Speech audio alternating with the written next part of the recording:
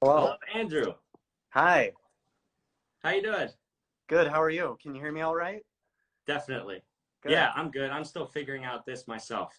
Well, that went pretty easily. So yeah. Yeah. Well, thanks for joining us. Thank you for having Uh, what? Thank you for having me.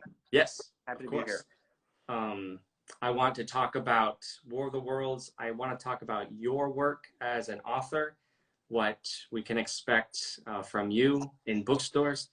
Um, Before we dive into that, I just want to just do my own shameless plug, and you can get a Camp Kaiju T-shirt, and proceeds support this channel for cool content like this.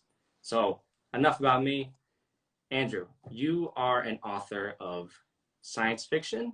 Is that right? Is that the only thing? Yeah, mostly. That's all that's been published so far. I've got one book out that came out in 2017, a young adult novel, um, not alien invasion, but sort of a first contact kind of story, and like planetary colonization. Cool. And then book coming out in 2022 in March. Not aliens, that's post-apocalyptic. It's called The Temps, and it's about a group of temps, office workers, like contract temporary office workers, who get stuck in like a really big office complex while there's like a sort of like a zombie apocalypse type thing happening outside. So it's like, I mean, I call it, at least in terms of the story premise, um, we sometimes call it, me and my publisher, like Office Space meets Dawn of the Dead. So that's kind of the premise. Love it. But I write crime fiction as well. Just haven't published any of that yet. So the two Oh. novels that are either out or coming so far have been science fiction. Well, those are, man, those are among my favorite genres to read to I begin know. with. Yeah. So get your crime novel out there. I hope to. I hope to. I'll send it your way. You'll be the first one to read it. All right, we'll talk later. We'll talk Yeah, after sure. post show. So, as an author, what or and writing in the genre of science fiction, what are your thoughts on H.G. Wells and this novel? Are you Team Wells or Team Verne? Well, I've read more Wells than Verne. I haven't read much Wells, but I've certainly read this, and I think The Time Machine, and maybe one other. Hmm. Um, I read this book when I don't know, I was young.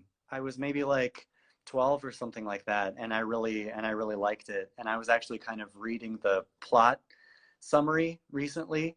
Hmm. Um, and had forgotten a lot about it. I mean, like a lot of the stuff that's in the Steven Spielberg adaptation was actually in the book, like the red blood Yeah. weeds, like that was in the book. I had no idea. I just remembered the tripods and like Hmm. blowing things up. I mean, it's something that as a kid you really get into. But yeah, I'm Team Wells definitely in terms of the classic folks. And then I mean, I've read a lot of the old, like, sort of seminal monster or science fiction texts. I think most people say that, like, Mary Shelley started the whole thing with Frankenstein, That's and true. Yeah. Bram Stoker's Dracula. So a lot of the old stuff is a lot of fun. Yeah. I forget about, yeah, because I've obviously read Frankenstein, and Yeah, you read like the Wikipedia, like science fiction, it's like Jules Verne and H.G. Wells. But I think we should give more credit to the woman who wrote a science fiction story yeah. 200 years ago. Well, and she wrote one. She wrote a post-apocalyptic book about What? like, the last man on Earth. I think it was actually called The Last Man. I haven't read this one, but like she wrote a couple of science fiction Wow. novels actually, that people don't know about. But Wow. yeah, Cool. Cool plug for Mary Shelley. yeah. There you go. Check her out, everybody. Mary Shelley's great. um, I'm with you on War of the Worlds, especially the Spielberg adaptation. So Yeah. I got into it also in middle school. I've got my copy right here. I only read this one once because it is a little longer than like the Time Machine. Um, but I always loved it. And but I remember not really gravitating towards the Spielberg movie. Like Yeah, I saw it in theaters. Someone got me the DVD for Christmas, and I literally forgot I owned it until we started talking about this, doing this conversation. interesting. Yeah, so my bar was really low actually. Sure. And Yeah. I forgot that Spielberg directed it because in my mind it's like, oh, it's that Tom Cruise blockbuster. But um, yeah, I've got some thoughts knowing now that it's a Spielberg movie and where it falls in his canon. But what did you think? Like, what were the good things? What stuck out to you about the movie? Well, I mean, I watched this in the theater way back when, in 2005.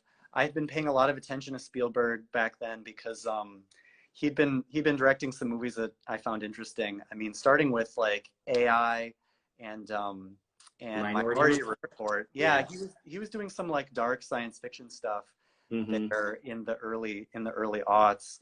And so I was excited about this and definitely wanted to see it in the theater, like, and went into it thinking like, oh, this is a Spielberg movie. I'm pumped about it. Um, and I think that a lot of it's really great. I mean, I was looking up some rankings of Spielberg films, and some people put it toward the bottom of the list, and some people actually put Sure. it toward the top of their list. And I think that that is because it's actually fairly inconsistent. Like, I think that there's a lot of great stuff in the first half. In fact, I think that much of the first half is as good as anything that Spielberg has ever done in any movie. Like, Mm-hmm. I really do think the dynamic, like the family dynamic between, Tom Cruise as the estranged father and these two kids, who, need him but really resent him at the same time. Yeah. That's a really interesting dynamic. And Mm-hmm. then some of like the really cinematic sequences, I think that like the whole thing under the shadow of the bridge, like starting with the scary storm sky Yeah. and kind of ending with the big like initial reveal of the machine coming up from underground. Yeah. That's amazing. That's Yeah. like amazing stuff. And then the other one that really sticks out for me is trying to cross the river in that ferry. Oh my God. Um, just a just a terrifying scene. Just a terrifying scene. And So yeah. it's fantastic. Yeah, I'm with you.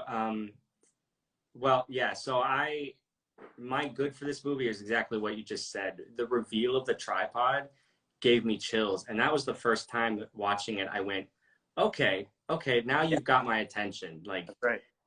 and people being obliterated the way they were. Um, this is like for a longer conversation, but I was considering its place in the early aughts, post 9/11, and I was like, this is intense. And then that river scene, I was taking notes and I wrote, this is a stressful movie. Yeah, yeah. It's stressful. It's It is. way more stressful than I thought it was going to be. Yeah. And doing my own research, Spielberg at the time, he'd made E.T. and Close Encounters, and he said he wanted to make a scary alien movie for once. Yeah. And I think he He was did it. putting some energy into that. Um, it's interesting you like the first half, like with the family dynamics. Yeah. I didn't, but I see what you mean. Like it worked. Like I get it. Like there was nothing fundamentally wrong with it. It was Sure. just a personal thing where I couldn't believe that Tom Cruise is such a bad communicator with his children.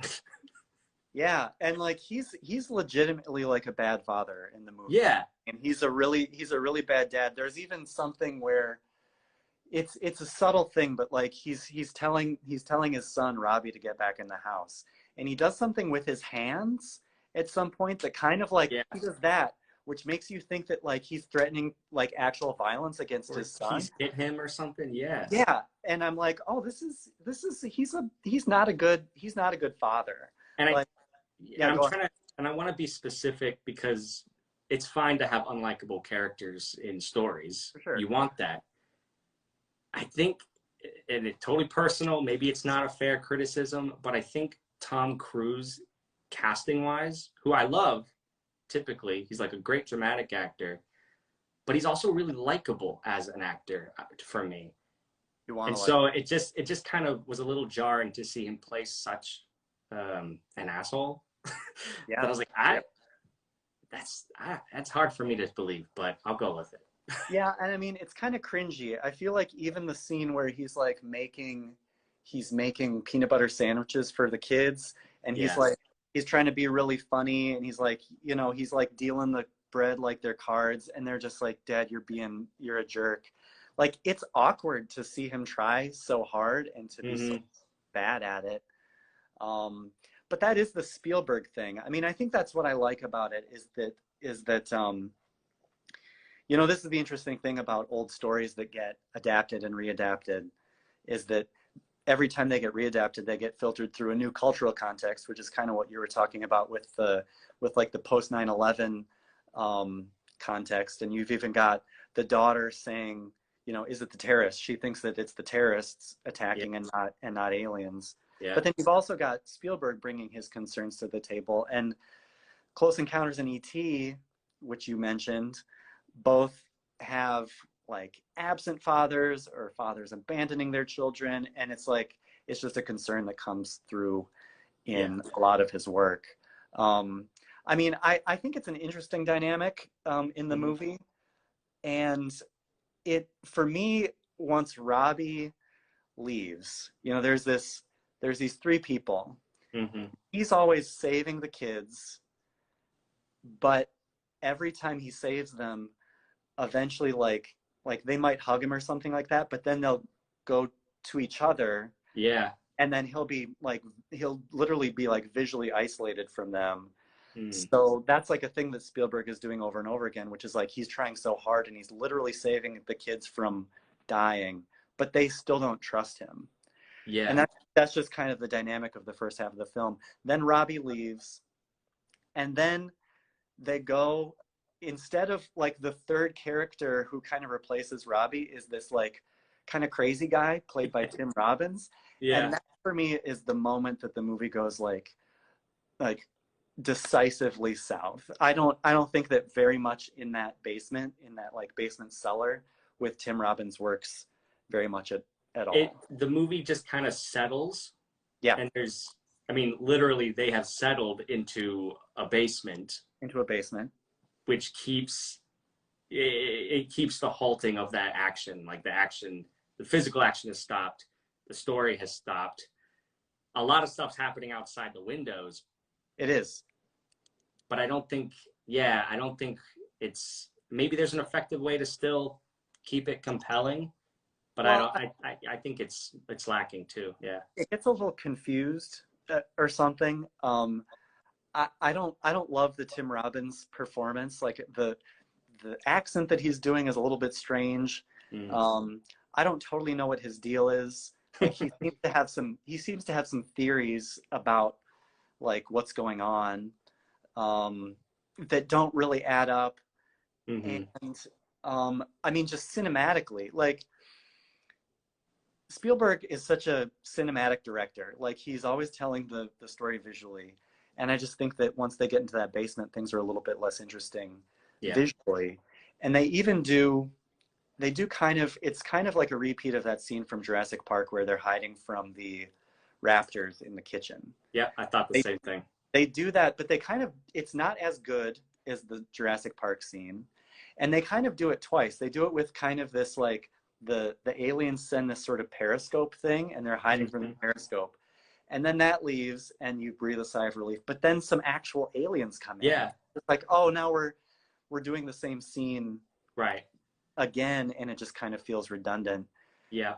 And I have to say, this is Camp Kaiju. I think that one of the more damning things about this movie is that the design of the aliens is not that scary to me.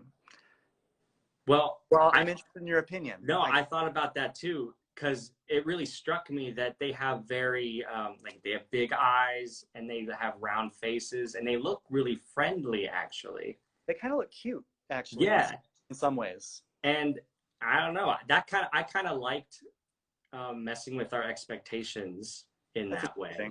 Like these things they want to eat you. Like they're terrifying monsters, but they look cute. But they look kind of cute. Yeah, that's an interesting perspective, actually. Maybe I should give him a little bit more of a pass. I was kind of uninspired, but but maybe it's actually not so bad.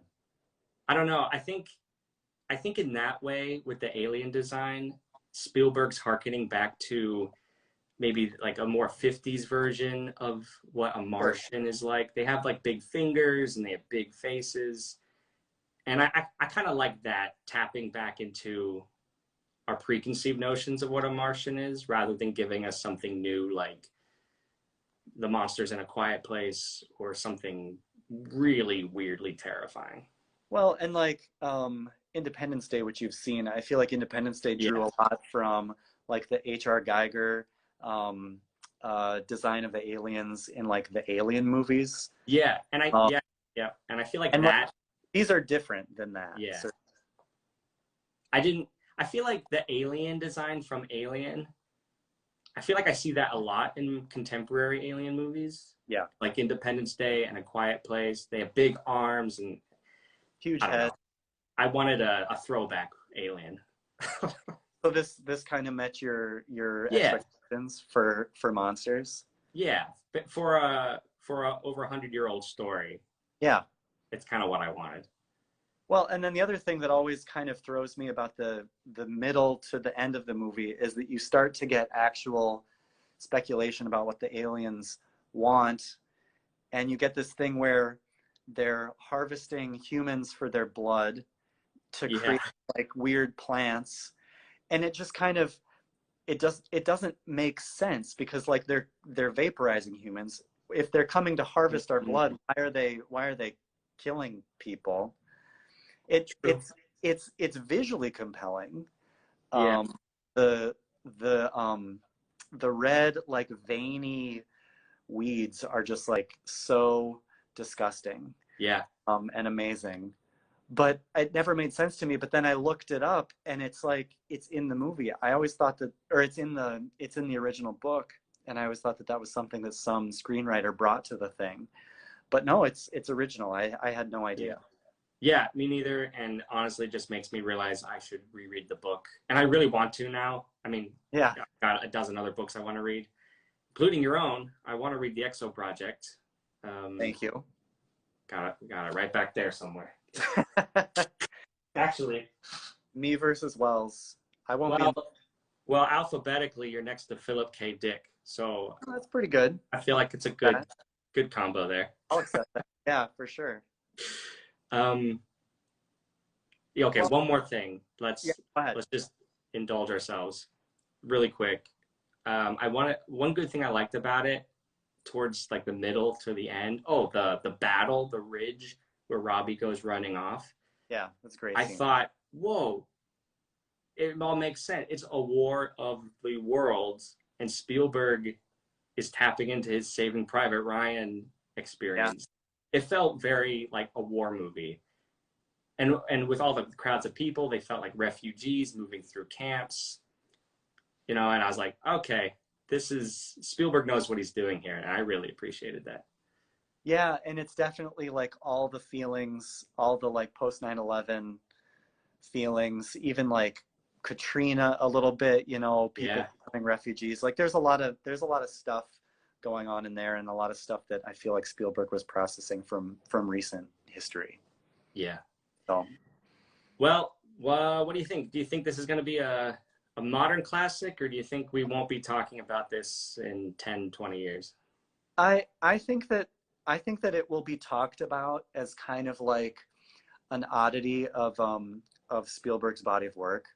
I think that people will talk about it because I specifically think that that sequence of movies that we talked about, AI, Mm, Minority Report, and then this one, yeah, they're darker than his usual thing, and it's hard to know where to fit the movies. Like there are people who say like AI is my favorite, you know, of the Spielberg movies, and I feel like people are going to be making arguments like that yeah, about this one. Like it's too weird and compelling to ignore as in his body of work.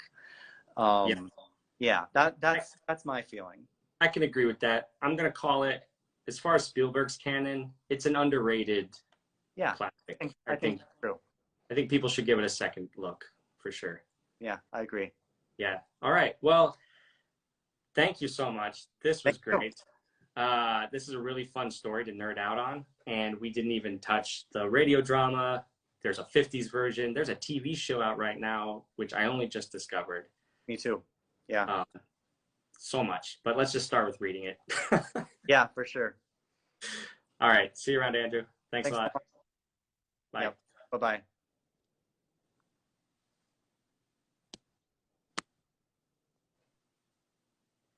Wow. Thank you all for hanging out with Andrew and I as we discussed Steven Spielberg's War of the Worlds. And just want to give you a quick reminder, engage with Camp Kaiju, buy a t-shirt, but most importantly, engage with Andrew. You can find his handle in the down below, and pre-order his book, The Temps, buy the Exo Project, and have yourself a good time reading some fun science fiction or post-apocalyptic Dawn of the Dead stuff. All right, thanks a lot, everybody. See ya.